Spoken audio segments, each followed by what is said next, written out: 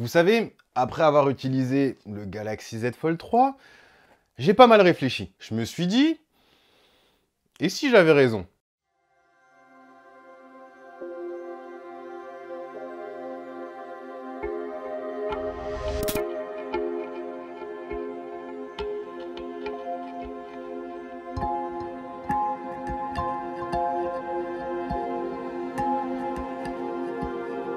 Il y a quelques mois, Samsung a fait quelque chose d'historique, sortir un stylet S Pen sur un Galaxy S. J'avais alors émis deux hypothèses. La première, c'est que Samsung ne sortirait pas de Galaxy Note cette année et ferait de son Z Fold 3, qui est juste ici, le digne successeur. La deuxième, c'est que pour en faire son digne successeur, Samsung allait sortir un stylet facultatif, compatible avec son Z Fold 3. Et effectivement, aujourd'hui, je suis dans l'incapacité de vous livrer un test d'un éventuel Galaxy Note 21 Ultra, puisque il n'y en a pas, il semblerait que j'avais raison et que le Galaxy Z Fold 3 est bel et bien l'avenir du Galaxy Note.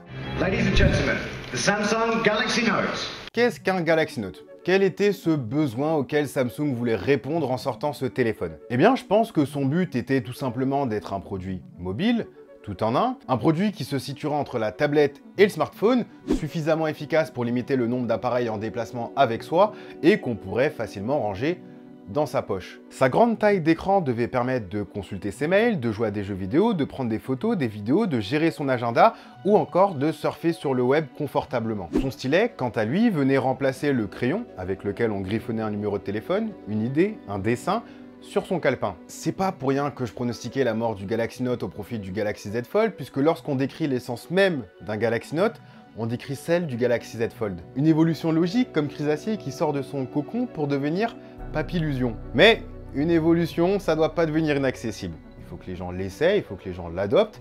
Et je pense que Samsung l'a compris en faisant baisser le ticket d'entrée de ses Fold et Flip 3, désormais 220 et 500 € moins cher respectivement. Quand je disais que la meilleure fonctionnalité de ces deux nouveaux téléphones, c'était le prix, bah c'est vrai, avec des tickets d'entrée moins élevés, une offre de reprise super alléchante et les opérateurs qui vont proposer des forfaits pour faire baisser le prix, bah jamais des smartphones pliants n'auront été aussi abordables. 1799 € et 1059 € deviennent 690 € et 0 € avec le partenaire de la chaîne Bouygues Telecom grâce à ses forfaits 5G et son offre de reprise de votre ancien téléphone. Je vous mets un petit lien dans la description sur lequel vous pourrez cliquer et faire votre simulation et je vous en reparle en fin de vidéo, mais vous avez compris là où je veux en venir. Samsung pense maîtriser sa technologie et souhaite la rendre plus accessible afin de la démocratiser auprès des masses, et cette fois-ci vraiment sérieusement.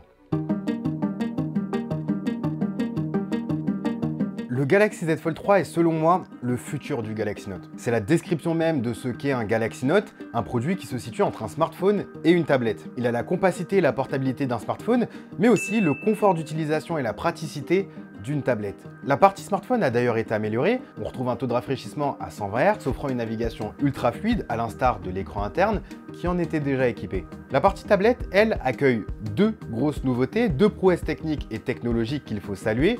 La première se destine au confort d'utilisation et c'est la disparition de l'appareil photo selfie.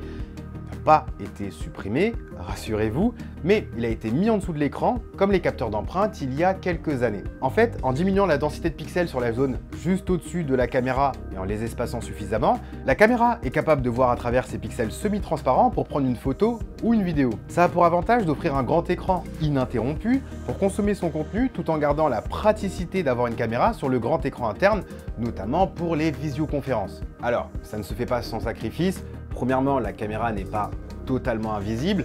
Et puis deuxièmement, évidemment, la qualité selfie, photo et vidéo en est réduite. En ce qui concerne la visibilité de la caméra, en fin de compte, pour être honnête, elle se fait vite oublier. Notre champ de vision se focalise sur le centre de l'écran et, à moins de directement la regarder, on la voit plus. Mais dire que la caméra selfie est invisible, ça serait vous mentir. Si vous y faites attention, ça se voit vraiment beaucoup et je pense que Samsung aurait pu faire mieux. On parle quand même de Samsung et pas d'un constructeur entrée de gamme. Quant à la qualité des photos et des vidéos en elles-mêmes, oui, c'est moins bien que l'an dernier, vraiment, mais après avoir passé 8-9 mois avec le Galaxy Z Fold 2, j'ai pas le souvenir d'avoir tant utilisé la caméra selfie, si ce n'est justement pour faire des visioconférences avec mes proches ou pour le boulot. Pour ma part, j'avais plutôt tendance à activer l'écran externe, retourner le téléphone et prendre des photos avec les caméras dorsales. Elles sont de bien meilleure qualité, puis il y a un ultra grand angle pratique pour les photos de groupe. Là, c'est ce que je continue à faire sur ce Z Fold 3. Et puis, si la manipulation est un petit peu trop compliquée pour vous, vous pouvez toujours utiliser la caméra selfie disponible sur l'écran externe. Reste que si j'aime autant le Galaxy Fold depuis le premier jour, c'est pour la productivité. Et étant moi-même un grand fan de l'iPad d'Apple, je suis content de pouvoir transporter une tablette que je peux facilement ranger dans ma poche et surtout désormais compatible avec un stylet. Et ça, c'est la seconde prouesse de Samsung, montrer au monde entier que ces écrans pliables sont si résistants qu'on peut écrire avec un stylet dessus.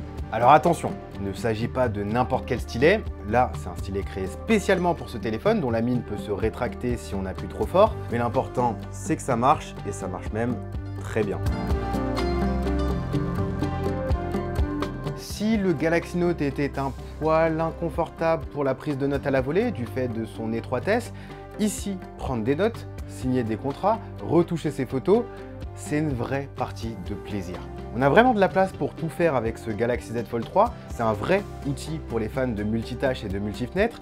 Comparer un Galaxy Note, regarder un documentaire et prendre des notes, sélectionner des photos de sa galerie et les glisser dans ses mails, tout ça est finalement plus simple sur cet immense écran. On peut même venir rajouter une vidéo par-dessus, tout ça sans être gêné, ou alors au contraire, on peut jouer l'immersion à fond et profiter de son contenu en plein écran. C'est d'ailleurs un gros travail que Samsung a fait sur son Z Fold 3. Pour pallier au manque d'implication des développeurs tierces, il y a désormais un menu Labs dans les paramètres qui permet de forcer l'affichage en plein écran, coucou Instagram, de forcer l'affichage multi-fenêtre, toujours coucou Instagram, ou même de forcer l'affichage en mode flex, le mode qui permet de scinder une application en deux avec une partie visuelle en haut et une partie interactive en bas. Ça sera notamment pratique pour faire tenir le téléphone tout seul lorsqu'on regarde des vidéos pendant sa pause déj ou lors d'une visioconférence par exemple. Bref, vous l'aurez compris, Samsung ne s'est pas contenté d'améliorer la partie matérielle comme ils ont pu le faire dans le passé, mais aussi ce qui importe vraiment, c'est-à-dire la partie logicielle.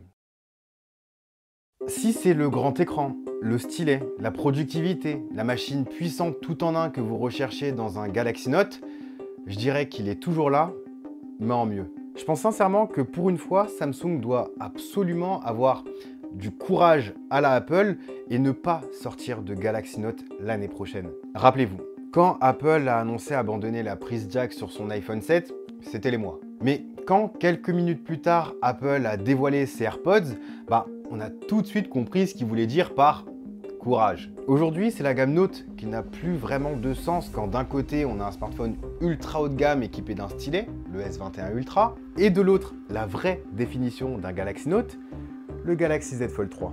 Il fallait du courage pour ne pas sortir de Galaxy Note cette année et se concentrer sur des formats inhabituels, notamment le Galaxy Z Fold 3. Mais ça veut aussi dire que Samsung croit en son produit, que Samsung croit que ses améliorations logicielles mais aussi matérielles comme l'étanchéité ou alors son écran plus résistant pourront offrir une expérience encore meilleure, et que Samsung est, selon moi, prêt à ouvrir un nouveau chapitre dans le monde de la téléphonie mobile. Qu'on soit clair, ce Galaxy Z Fold 3 ne s'adresse pas à tout le monde. C'est un smartphone qui est très différent de ce dont on a l'habitude de voir et puis surtout, il coûte très cher. Pour moi, le cœur de cible, ce sont justement les possesseurs de Galaxy Note qui ont l'habitude de bosser avec leur smartphone, par exemple des commerciaux, qui seront vraiment ravis de pouvoir faire du multitâche confortablement, de pouvoir signer des contrats, de pouvoir prendre des notes sur un si grand écran. Si vous voulez tester le pliant avec un format plus classique et surtout beaucoup moins cher, il y a le Z Flip 3 qui ressemble au smartphone qu'on utilise tous les jours. Et vous pouvez tenter l'aventure du pliant en payant moins cher grâce à mon partenaire Bouygues Telecom